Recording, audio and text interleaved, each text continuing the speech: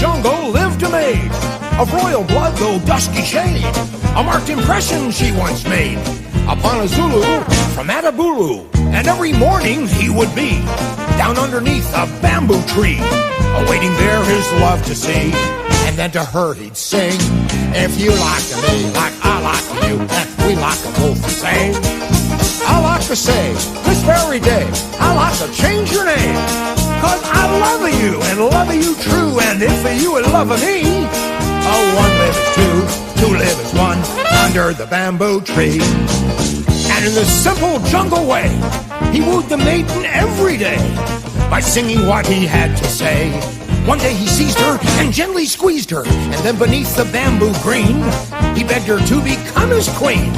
The dusky maiden blushed unseen and joined him in his song. If you like to be like I like to you, and we like to both the same. I like to say this very day, I like to change your name, 'cause I love you and love you true. And if you love me, one live is two live is one, under the bamboo tree.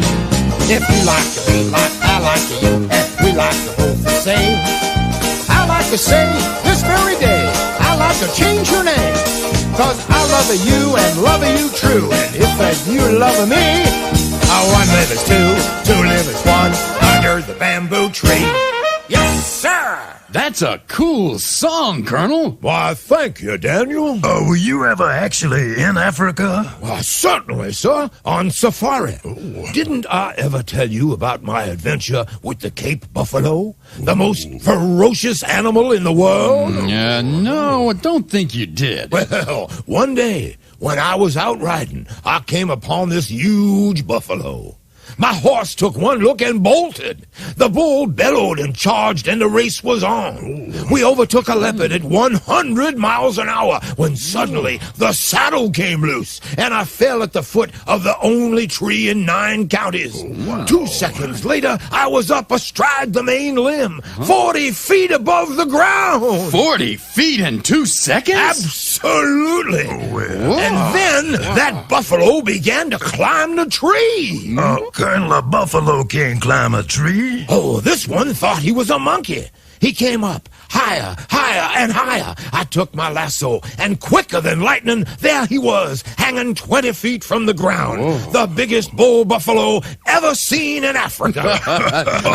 Sounds like a lot of bull. Really bad. Reminds me of a man I once knew.